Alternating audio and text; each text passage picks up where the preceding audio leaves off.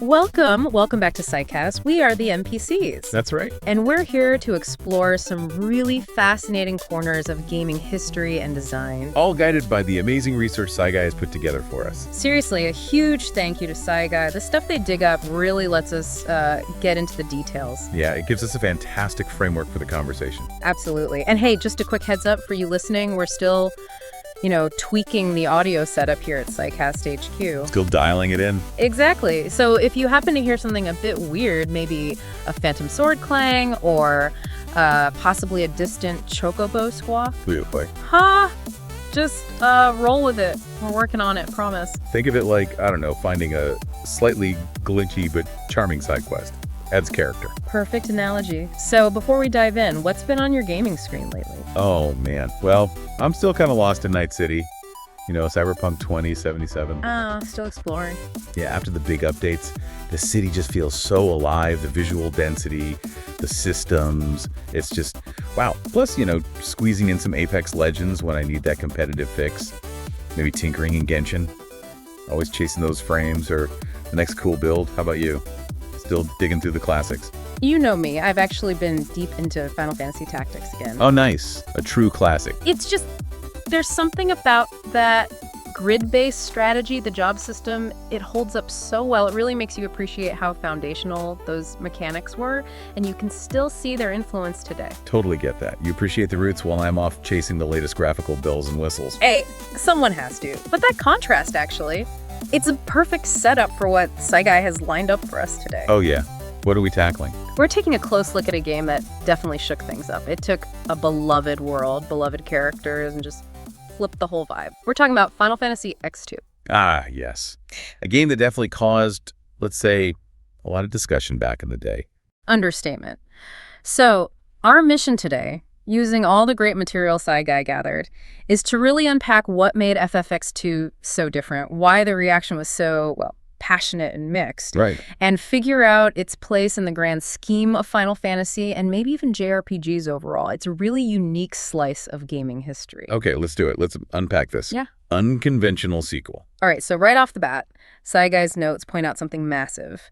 Final Fantasy X-2 was the very first direct sequel to a main numbered Final Fantasy game. That alone was huge news. It picks up the story 2 years after Final Fantasy X, right back in the world of Spyro. Yeah, that was a really big deal. Final Fantasy always meant, new world, new story, new faces with each numbered game. Exactly. So breaking that pattern to go back to Spyro, continuing the story, that felt pretty unprecedented. It really showed Square was willing to shake up their own formula. It launched originally on the PlayStation 2, let's see, Japan got it March 2003, North America that November, Europe a bit after. And Japan also got that international version later, which added extra stuff, like the last mission epilogue part. Right, which thankfully we all got eventually with the HD remasters. Yeah, those were great. Brought FFX2 plus all that extra content to, PS3, Vita, PS4, PC, Switch, Xbox. Basically everywhere between 2013 and 2019. Gave a whole new audience a chance to experience it. Definitely. Now here's a fascinating bit SciGuy found about why they even made it. Apparently it wasn't the plan initially. Oh, really? Yeah. It seems the fan reaction to that short Eternal Calm video, the one in the FFX international release that hinted at life after sin. That reaction was so strong, Square basically saw the demand and said, okay, let's make a full game out of this. Wow. That's pretty telling. So like a direct response to the fans. That doesn't always happen with huge franchises. Right. It meant taking a gamble on continuing a story many felt had a pretty complete, if maybe bittersweet, ending. Yeah, a definite risk. And speaking of risks, the biggest one maybe was the whole tone and style, wasn't it? Oh, absolutely. This was not the serious sort of melancholic pilgrimage of FFX. Not even close. If FFX was this grand emotional opera, FFX2 felt more like, I don't know, a bright, bouncy pop concert, maybe a bit goofy at times. Yeah. The sources SciGuy pulled mentioned critics using terms like pop idol aesthetic, even comparing the main trio to Charlie's Angels. That's it. It was such a sharp contrast, and it immediately got people talking, some good, some bad. Totally. And a huge part of that was the main cast, right? All female. Yuna, Riku, and the new character, Pain. Yeah, that was pretty unique for the series back then and definitely sparked discussion. On one side, like SciGuy's notes say, some people really celebrated it. 3 distinct women leading a major JRPG. That felt like a positive step for representation. There was another side of that conversation too, wasn't there? About the designs. Yeah, exactly. Saige's material also mentions the criticisms that some of the character designs, especially with all the costume changes, maybe leaned into stereotypes or felt a bit overly sexualized for some players. Right. It brought up those debates about how female characters get presented in games. It's a conversation that, honestly, we're still having in the gaming community today. It's definitely a complex part of its legacy. Okay, so moving from the look and feel to how it actually played, the gameplay also got a massive shakeup. They ditched the mostly linear path of FFX for more of a mission-based structure. And that freedom felt different, didn't it? You get the airship, the Celsius, pretty early on. Yeah. And you can just jet around Spyra, revisiting places. Yeah. It felt much more open, more player-driven than the first game's sort of guided journey. But the real game changer, I think, was the combat. We got to talk about the garment grid and the dress sphere system. Ah, yes. Now you're speaking my language. Yeah. This is where my classic RPG brain gets interested. It took the job system concept and made it super dynamic. Totally. It wasn't just picking a job and sticking with it. You'd equip this garment grid thing. Right. And that grid held different dress spheres, which are basically classes, each with a unique outfit and abilities. And you could swap between them during the fight. Instantly. Yeah. It added this incredible layer of like real-time tactical thinking to the active time battle system. Yeah. Being able to switch from, I don't know, a damage dealer to a healer or exploit an enemy weakness on the fly. It felt really fresh and strategically deep. Saigai's notes definitely highlight that critics praised this innovation. It made the job system feel fast, flashy, and directly tied to the action. And then, connected to that open structure, were all the optional bits. Tons of side quests called episodes, minigames. All scattered across Spyra. It meant there was just a ton of stuff to do. Yeah. Which really boosted the replay value. The game even tracks your completion percentage, right? Leading to different endings. Including that famous 100% perfect ending that gives more closure for Yuna and Titus. That whole design really pushed you to explore, to see everything this changed Spyra had to offer. So, okay, the story that ties us all together. It starts 2 years into the Eternal Calm after Sin is gone. Yuna's not the High Summoner anymore. Right. She's become a sphere hunter, teaming up with Riku and Pain. They call themselves the Gullwings. And they're flying around Spyra looking for these ancient spheres. They're kind of like video recorders or data logs from the past. It kicks off because they find one that seems to show someone who looks like Titus. But Spyra isn't just sitting around peaceful. There's political stuff happening, new factions trying to figure out the future. Yeah, you've got the Youth League, led by Nuge. Then there's the new Yvonne party trying to sort of hold on to the old ways. And the Machine faction, run by Gipal. Lots of tension there. And underneath all that, there's this looming threat, a massive ancient weapon called Venya Gun. Right. And the plot also digs into Pain's backstory, her connection to something called the Crimson Squad. Eventually, it all revolves around this figure from Spyra's distant past, Schwinn, whose sorrow and anger pose a new danger. So the story's exploring themes like, you know, what do you do after you've saved the world? Finding a new purpose, dealing with history. It builds up to confronting Schwinn and Vendigun. And like you said, those multiple endings depend on how much of the game you actually complete. Looking at the making of story, Saigai's notes give some insight. Key staff. Motomu Toriyama directed it.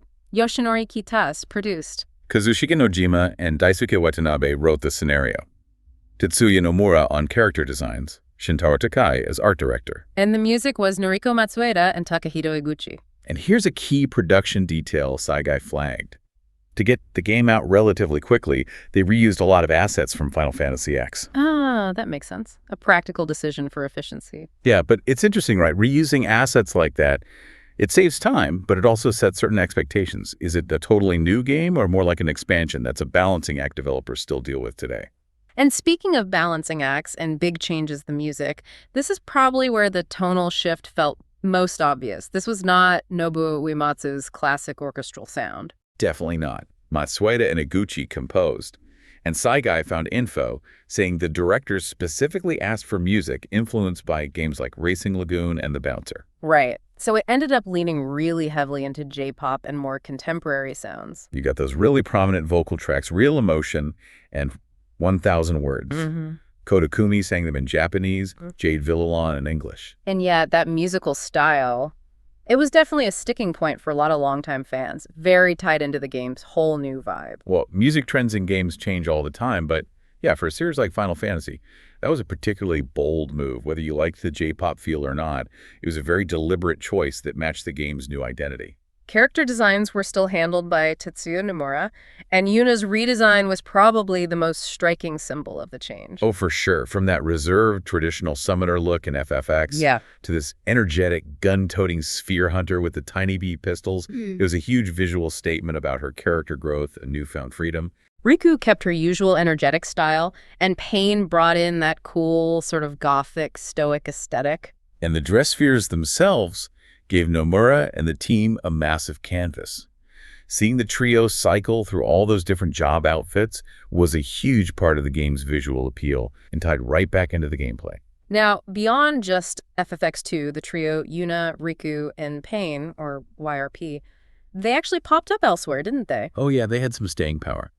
Sai's notes mentioned they appeared in Kingdom Hearts 2 as these little pixie versions helping Sora. Right. Yuna's been playable in the Dissidia fighting games. And all three have shown up in mobile games like Brave Exvius and Record Keepers. It's kind of interesting how they became this recognizable unit outside their own game. Shows they made an impact. Yeah, and looking at it now, it's sort of an early example of that character crossover trend we see all the time, especially in live service and mobile games. Keeps the characters relevant, keeps the community engaged. So, okay, the big question. How did this whole experiment actually land? Sai's breakdown of the reception is really interesting. Critically, on the PS2 initially, it actually did pretty well. Yeah, generally positive reviews. Metacritic scores around 85 out of 100. Some outlets gave it really high marks, like IGN with a 9.5. Critics often praise things like that innovative battle system, the sheer amount of stuff to do with the non-linear structure, the humor. And just the fact that it offered fans a way to continue the story in Spyro. The fan reaction, much more polarized. The criticisms were loud. Definitely. Sai's material clearly points to the main complaints. That huge shift in tone, how some people felt about the character portrayals, and the feeling that the story and music just didn't hit as hard as FFX. Yeah, the sources use phrases like, it sparked considerable discussion, and the choices proved divisive. That sums it up pretty well. The HD remasters, though, they seem to be received better overall. Generally, yeah. Part of it was the visual upgrade, obviously. But a big factor was that they included all that international version content for the first time globally. Right, like the creature creator system and the last mission epilogue. Exactly. It made the package feel more substantial, more complete. So when you step back and look at the legacy, what is FFX2's lasting impact? Sai's research calls it multifaceted. Which feels right. I mean, first off, it paved the way. It was the first direct sequel in the mainline series. That's huge. It basically proves Square Enix could successfully revisit these worlds and characters, which arguably opened the door for things like the Final Fantasy XIII sequels later on. And the gameplay innovations, especially that dynamic dress sphere system, you can definitely see its influence. Elements of that job-switching mechanic probably informed systems in later Square Enix games, maybe even influencing the broader JRPG genre. Like FXX Stride's paradigm shift has echoes of it. It also, pushed the conversation about female leads in big JRPGs. And it helped show that nonlinear structures, giving the player more freedom, could work really well in a genre that was often very linear. Yeah, it definitely contributed to that evolution. Okay, before we wrap this up, Saigai dug up a couple of fun trivia bits. Did you know Square originally thought about making 2 different FFX spin-offs? It out too. Yeah.